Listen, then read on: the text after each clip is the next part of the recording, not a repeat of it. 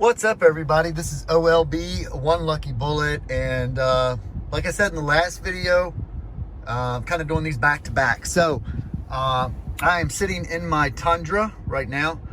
This is my baby. That's my coffee. My daughter just made me. You know me, I got to drink my coffee. But anyway, wanted to kind of give you guys a kind of impressions on this KENWOOD Exelon 9907xr. So this is the newest one that KENWOOD has released until the 10.1 inch comes out later this month. Now I have the JVC 10.1 inch pre-ordered, and in case most people don't know, KENWOOD and JVC are the same company. I believe KENWOOD bought JVC, or JVC bought KENWOOD. But anyway, they're the same company, so that's why a lot of their stuff is so similar. So JVC and KENWOOD both have 10.1 inch floating head displays coming out at the end of this month. I've got mine pre-ordered. Feel free to pre-order yours. They both are pretty much the exact same, just slightly different UIs, and the KENWOOD has a little knob here on the front of it. I don't really care if I have knobs or not. It doesn't bother me, but some people do. So anyway, back to this. So this is the KENWOOD 9907xr. It's about $900. I think it was $900 when I got it. Which obviously, if you paid attention to the last video, you'll know I didn't pay $900 for this thing. I really genuinely like this unit. It's pretty good. As you can see, it's got the standard KENWOOD layout. All your stuff's down here at the bottom. I'm on wireless. I'm actually, the phone, my iPhone 11 Pro Max that I'm actually recording on right now is hooked up to this. So as you can see, we're on CarPlay. I use Google Maps for everything. And then there's obviously my YouTube music, you know, that because they're taking, for some reason, they're taking Google Music away. I don't really know why, but it's kind of stupid. But anyway, so you've got all this stuff. You can customize it by holding your finger on it, dragging and dropping down at the bottom. It's got all your vehicle info, just, you know, because I have the iData RR hooked up to it. My OBD2 is disabled because I did not plug that up. Simply because I was an ass and didn't feel like running the cable, because I knew I was going to switch this head unit out, so it doesn't really matter. But as you can see, I mean, it's got the stuff that you want in it. Let's see here, what else? It's got USB mirroring for your Android wireless mirroring. It's got, believe it or not, it's got a disc player. So this is one of the selling factors of this. Now, I don't know why. I personally don't use DVDs, but some people still do. So anyway, you can hit the eject button. And if you hit disc eject, look at that. There is a DVD player in this, built in. Why? I don't know. I don't know who uses it. So anyway, but if you hit the eject, you have all these different viewing angles for how you want to view it. So you have 0, 1, 2 is what I normally keep it at. 3, you can go all the way to 6, but I like 2. So you have all that. Now, you also have, like I said, you know, all the audio stuff, Bluetooth streaming, radar detectors if you want to hook it up, satellite radio, which I do have. I don't know why it's a different one. It's, I guess, because it's satellite radio ready. I don't know. But yeah, so it has that. Climate control if you had the electronic version of climate, which I don't. And then parking assist, which I don't have.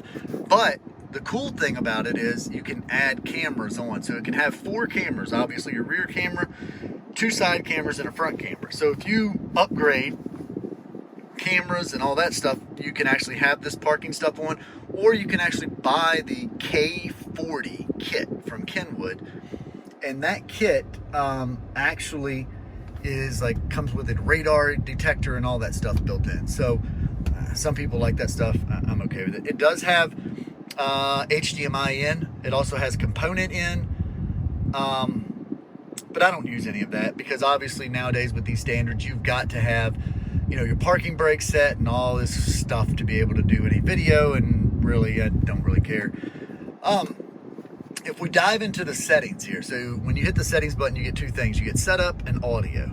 So if we go to just the audio, I mean, you have a crap ton of things to do. I mean, everything from different sound effects to the different zone controls, volume offset, speaker crossovers. You can do different EQs, which obviously, as you can tell, I've got my stuff set. You can do fader balance, audio memories, and you can do all this stuff for each individual source, or you can set it for all the sources. So like for your Sirius XM, you can have the volume offset. I think I've got some of them set. Yeah, so Bluetooth is +1, Sirius XM is +1, OEM is +1. I did that just because, you know, obviously I don't use the radio and I don't use the disc, but you never know. So that's set up pretty good, you know. But back to the setup, now you have your audio visual in. You can do Wi-Fi, all this stuff is in here. I don't use any of it. Now the Wi-Fi I do use, that's connected through my phone. You can go to the display, you can change this, you can customize your wallpapers, you can upload your own wallpapers that you want. You can do different colors for the buttons here. I just let it scan. I don't really care. You can do your transition effects, your dimmers. You know, then you can go into user interface. This is where you can set all this up. Now, if I push my parking brake, if I set my parking brake, some of this stuff will actually light up. See the parking assist and all that stuff. Then that stuff lights up. You know, you can set your clock, blah, blah, you know, that's nothing amazing there. Then you can go to your camera. You can have it where it automatically pops up. You know, you can set your guidelines. Obviously, I can't do it while I'm driving because I don't have my brake on, but you know, that's standard stuff. What I really like about this, honestly, is the audio setup and the fact that this has like almost like a built-in amplifier in it. Now, under my seat here, standard with my Tundra, it has an amplifier that goes to my speakers. So when I was syncing up my iData to this, it gave me the option of, do you have an amplifier and all this, and do you have this center speaker and all this, which I do. So, you know, obviously I hooked that up. Sorry, I had to get a drink of coffee. And it made a huge difference. For stock speakers, these things sound freaking good. You know, coming from my Tacoma, where I had fully upgraded the complete sound system with kickers all the way around, component systems and kicker subs in the back of it, this thing's not as loud, but this thing still bumps a little bit when, you know, I crank it up, and I'm actually fairly impressed with it. You know, I can't actually complain. You know, is this thing worth $900? It's really hard to say. It depends on what you're looking for. You know, do you want a 6.8 inch? Because that's what this is. It's basically, let's just call it 7 inches, but you know, 6.8 inches touchscreen. You know, I believe this is like the capacitive touch, so it's like your phone. I think so. I can't remember what they said, but you know, you can swipe over, you can see this different stuff. But it's fairly accurate. You know, the colors, the pictures on this thing are super good, super good. I can't say. Viewing angles, great on this thing. I haven't had any, you know, times where I really couldn't see it. Obviously, I can adjust the viewing angle on it, so, you know, what's there to complain? But the big question is $900, you know. $900 for this thing, is it worth it? If you're after the most high-end, basically 7-inch screen that you can get with the most features packed in, then I would say absolutely yes. You know, go with this one. You can't go wrong with it because it's, you know, it's definitely worth it. You know, it's even got the little widgets where you can drag and drop these widgets and move them around, and you know, it's great. If you're looking for something with a bigger screen, then no, this isn't worth $900, especially when you can get, you know, other floating screens for less. Like there's a Jensen one that came out just now. It's got Apple CarPlay and all that stuff, and it's like $400. I would consider that budget friendly, you know, if you want a floating screen, but you could probably get that. Me personally, no, I'll stick with the known brands like Pioneer, JVC, Kenwood. You know, obviously, I'm not saying Jensen is not a known brand. Obviously, they are. They set the sound record years and years ago. I think back in the '80s or something. So, but yeah, it's entirely up to you guys on what you want. Me personally, I didn't pay $900 for this, so I got this for almost half that price because I bought an open box last year model, the 9707, and you know, it didn't work, which I said in the last video. It didn't work. So you know, the the Crutchfield team at Harrisonburg were super awesome. They helped me out. They tried diagnosing it. They just switched it out. $500, $600, $700. Yeah, well, we'll say 600. $650 would be my top I'd pay for that. Just because, not because I'm a cheap ass, but just because you're entering the $1,000 range. There's some killer head units out there for $1,000. So you're right there at it at 900 plus tax.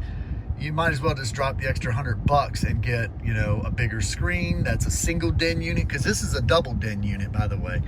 So you could still go with the floating screen, single den unit with a tray here, and still have your screen right in here, you know, not blocking any air holes or nothing, but then you got that nice screen look. I'm just saying that's $1,000. So you got to ask yourself really what you want. A lot of people like different things, but like I said, this is a great head unit, super great head unit. But for me, I'm more after that 10.1 inch screen, you know, JVC Kenwood kind of thing. I'm not getting the Pioneer 8600 Next again. I had it. I like it, but like I said in the last video, the UI and the bugs and glitches that it had made it really hard for me to keep it after several months, and me emailing and tweeting Pioneer and, you know, asking them, hey, are y'all gonna do an update? And then they never did anything. So we'll see from there. My daughter's up there. Apparently she's getting ready to be a skateboarder now. So, you know, let's see if she can land this trick. Oh, look at her. Yeah. So following in my shoes, because I used to skate a lot, but that's kind of funny. But anyway, so let me know what you guys think. Check out the other videos if you haven't. Check out my impressions of the Pioneer 8600 Next. Obviously, this is the Kenwood. Kenwood ddx9907xr, which, you know what, if any of the automakers are listening to this, please stop with these long ass names. Just give it a regular name and we'll all be good. But hey, this has been One Lucky Bullet. I'll catch you guys on the next one. Probably be coming soon. It's probably going to be more of a vlog. I've got some traveling to do for work, so I figured who else is going to keep me company but you guys. So everybody stay safe out here during this pandemic, and leave a like at the bottom. Tell your friends about it. You know, hit the subscribe if you feel like it. If not, go find a channel to subscribe to. Thanks, everybody.